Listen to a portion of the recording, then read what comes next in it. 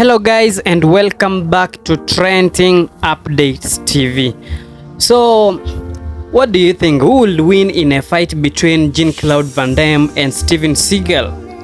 Action fans have ruminated on that particular conundrum for 30 odd years, ever since their Hollywood peak when Seagal began trash-talking Van Damme. Van Damme offers an answer without even being asked the question. When I raise the topic of their long-standing rivalry, Van Damme gets to the meat of it and with relish, I quote him, "If him and I fight, I run faster than him, much faster," he says about Seagal. "I will run away. He's going to try to catch me. He's going to get out of shape. I come back and fight. Do you like the technique?" During our hour-long video call, Van Damme, the muscles from Brussels, or JC, to his friends proves himself a master of slightly crazed tangents. I quote him again, "I spent 10 years on YouTube absorbing everything I want." Insider info on his fellow action icons: Arnold, cool guy; Sly, cool guy; Jason Statham, cool guy. Unfiltered opinions: when you hear on TV they did their own stunts, lots of it is bulls. Unexpected flattery: "You have a very kind face, kind eyes, and pearls of wisdom in beautifully broken English. I'm still young and mind, but I have an edge." He also hits on the formula for his success. "People know me because I kick ass," says Van Damme. "Action is very international. Everybody understands a punch in the face." You can't argue with that. The formula that made Jean-Claude Van Damme a star was not complicated. A gifted martial artist known for his kicks, splits, and rock-solid bum kicks, all of which featured regularly in his 90s films, as if contractually obliged. Van Damme was the speediest, best-looking star from a generation of totemic action icons. He stood alongside Arnold Schwarzenegger, Sylvester Stallone, Dolph Lundgren, and yes, his old pal Steven Seagal. The Big Five, says Van Damme. Just the name Van Damme sums up a particular brand of action. Low budget, high-kicking VHS favorites, testosterone pumping stuff for teenage boys, and blocky blocks. Make no mistake though, Van Damme was a legitimate Hollywood leading man. Time Cop, his 1994 apex, made over 100 million USD. But Van Damme slid from the A-list with alarming speed, a descent partly fueled by a 10 grams a day cocaine habit and his salary demands. Now Van Damme makes most of his movies away from Hollywood. He referred to himself as an outsider.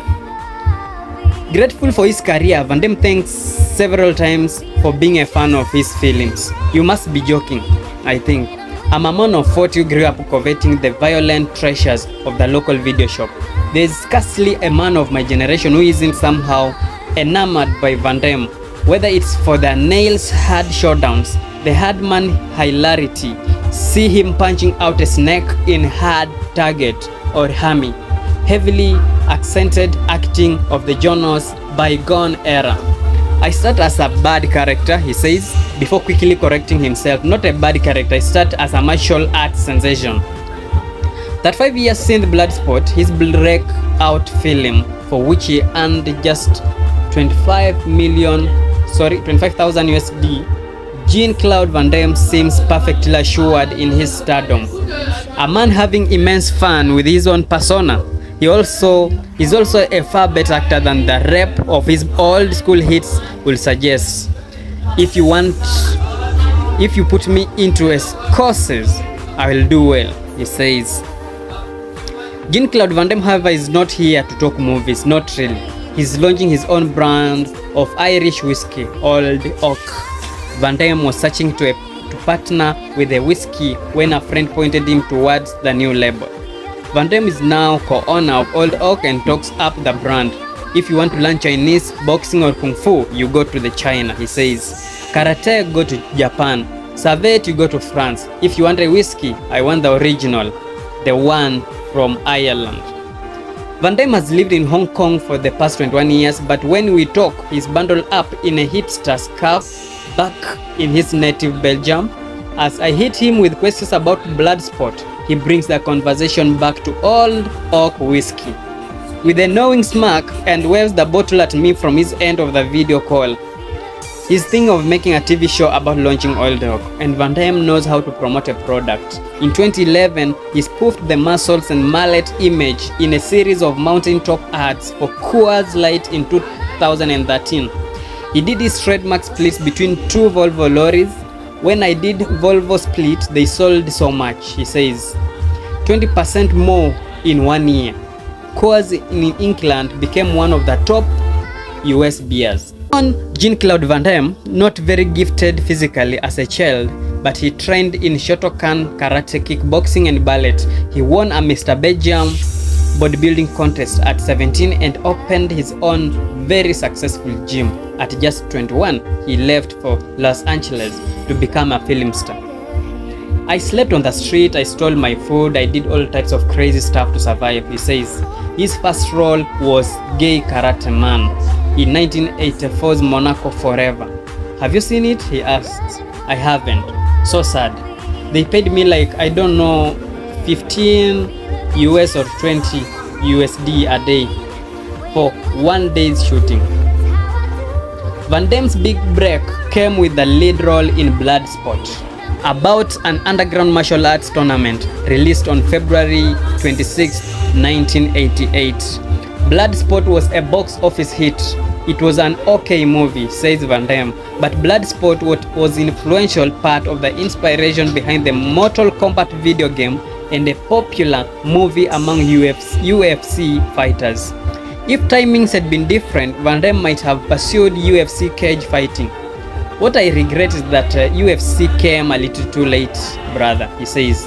With my legs, those 360 kicks, they will not see it coming. Van Damme comes back to his legs often. They were part of the secret to his stardom, the ability to do the jumps and kicks without needing to cut to a stuntman. I was the new guy, he says about breaking into the big time. I came at the right time, at the right place. Chuck Norris was gone, Bruce Lee was dead, I was lucky too, and I believed in my dream, that's why I'm here, says Van Damme. One of Bloodsport's best known fans is Donald Trump. An incredible, fantastic movie, Trump told a New Yorker reporter in 1997. The future US president had trained 13-year-old Eric Trump, so fast forward to all the fight scenes. Van Damme is well aware of Trump's love for Bloodsport. Yeah, he told me, says Van Damme.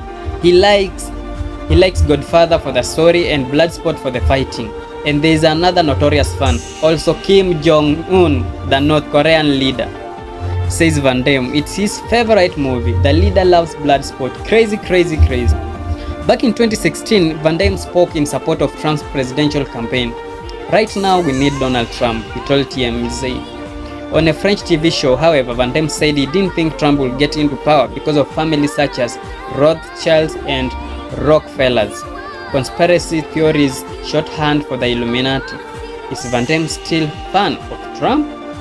I don't know who is above him on earth, says Van Damme. Beginning a quirky tangent, I know at school you need a principal, some teachers and students. I don't know who is the principal. He means that he doesn't know who is running the world, I think. Bloodsport was followed by a string of Van Damme heavy hitters, Kickboxer, Double Impact, Nowhere to Run, and John Woo's Hollywood debut, Hard Target. In 1992, Van Damme teamed up with Dolph Lundgren for Universal Soldier, an ultra-violent sci-fi actioner about dead Vietnam soldiers resurrected as genetically enhanced hard nuts. At that year's Cannes Film Festival, Van Damme and Lundgren had a scuffle on the red carpet. A Van Damme created publicity stunt. I was at the Cannes hotel with Duff, he recalls. We have a drink together and I say, on the red carpet, we should push and shove each other. It worked. Very much not a publicity stunt was his feud with SEAGAL.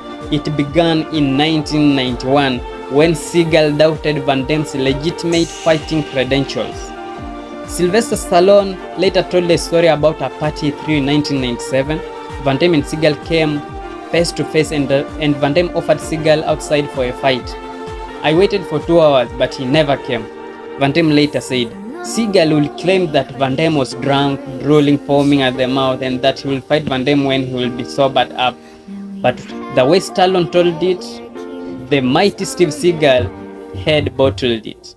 Kid stuff, says Van Damme looking back. People told me he doesn't speak so nice about me. I don't know why. Van Damme is certainly prone to his own eccentricities. In 2010, he attempted a bare-knuckle fight with Putin. In 2016, he took a 5-day spiritual tour of Israel, which provoked some controversy online, and he is rarely seen in public without a pocket-sized dog clutched in his hand. Seagal, on the other hand, seems to have plunged into full madness.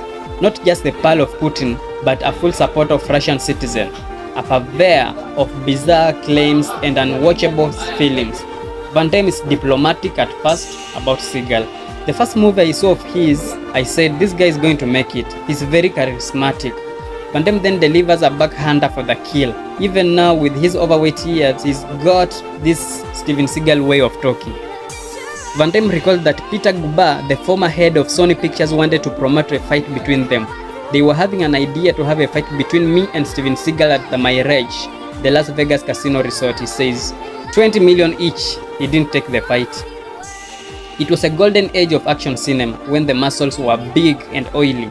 Henchmen had their necks snapped easily and regularly. One-liners were part of their arsenal and masculinity was amped into overdrive. Yeah, it was the golden age because it was no CG at that time, an obligation to do it by yourself, says Van Damme. It felt more real because it was real. Indeed, Van Damme isn't anti-CGI. He likes Marvel movies, but he likes real action. And he's a staunch defender of stuntmen. I'm very proud of them because they make me look very strong, he says, laughing. But when I do a kick, that's my specialty. No stunt guys. By the way, guys put it in slow motion so they can see it's me. We need stuntmen. Stuntmen are great. Like other action stars, he believes stunt performers need an Oscar. Why? They never gave an award for the best stuntman of the year. I don't understand. In 1994, Van Damme starred in both Time Cop and Street Fighter. According to Street Fighter director Steven E.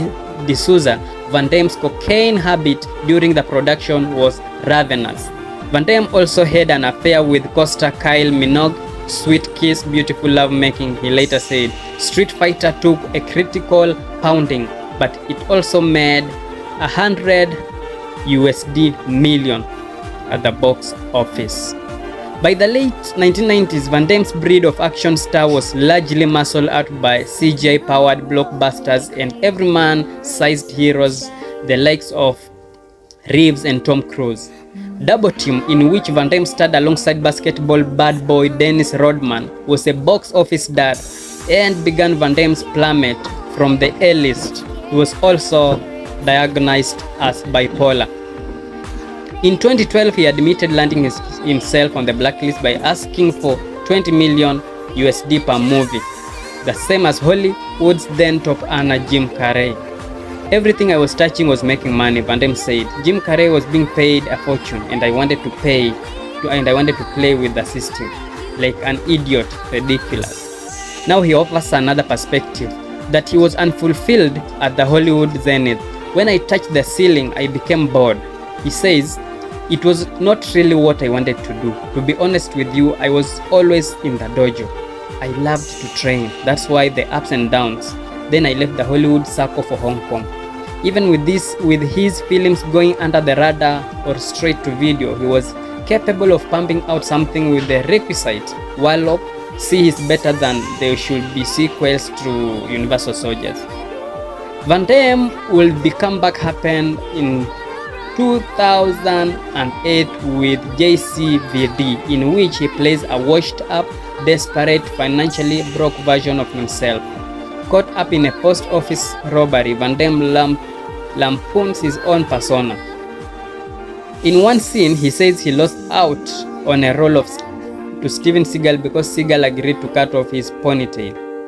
The high point isn't a fight, but a fourth wall breaking monologue. Van Damme lays himself bare. Addiction, women, the A-list come down. It's like a searing response to every criticism of his acting. Van Damme recalls the director Mabruk El Mekri telling him, "You have to not be Van Damme on this mode. You have to be prepared to change yourself. You have to be somebody more honest than you are in real life." For 4 months, I became this guy, says Van Damme. When the movie was finished, it took me a couple of weeks to come back inside me.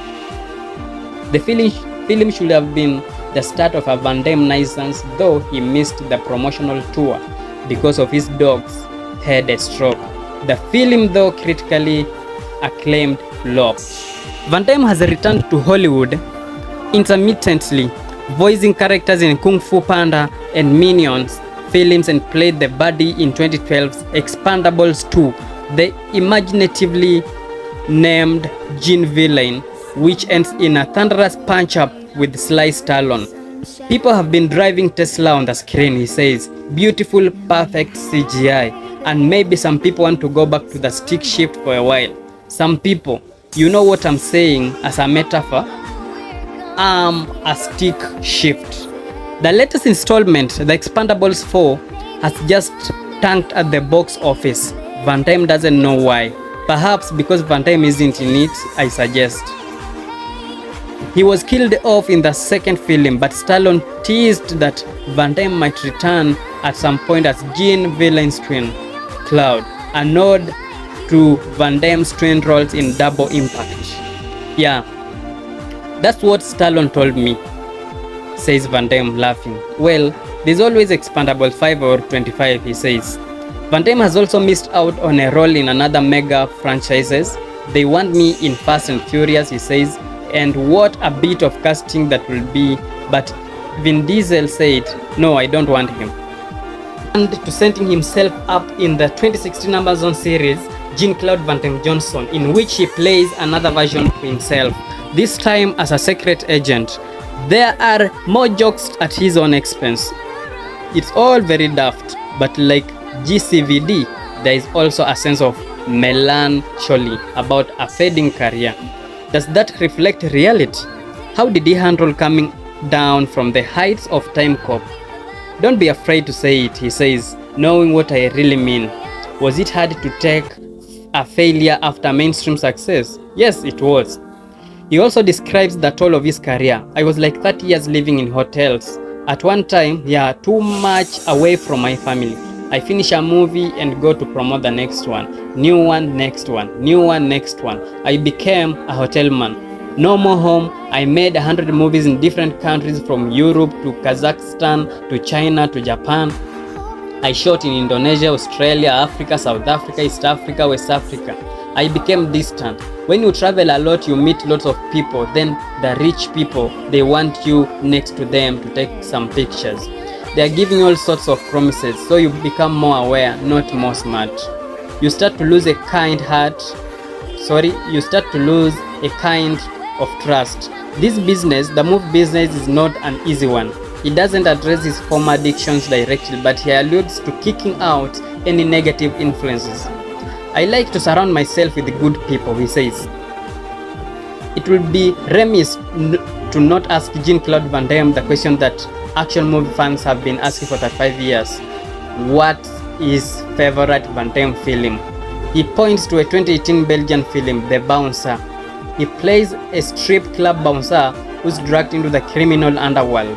While trying to raise a daughter, it's a grit and gristle burst of breakneck action tempered by a somber, craggy performance.